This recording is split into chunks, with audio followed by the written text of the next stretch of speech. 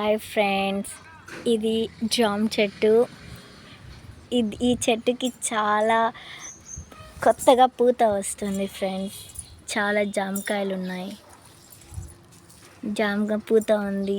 ఇంకా కొన్ని రోజులు పూతే ఈ పూతకి చాలా జామకాయలు వస్తాయి. చూడండి ఫ్రెండ్స్, చాలా ఉన్నాయి.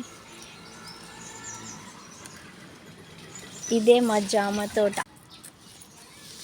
చాలా బాగుంది కదా ఫ్రెండ్స్.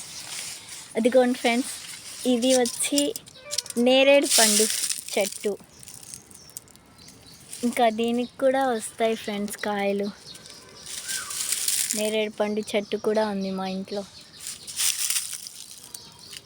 ఇది జామ చెట్టు. కొంచెం పూత కూడా వస్తుంది అక్కడ. ఇక్కడ చూడండి, పూత ఉంది. అక్కడక్కడ పూత కూడా వచ్చేసింది. చూడండి.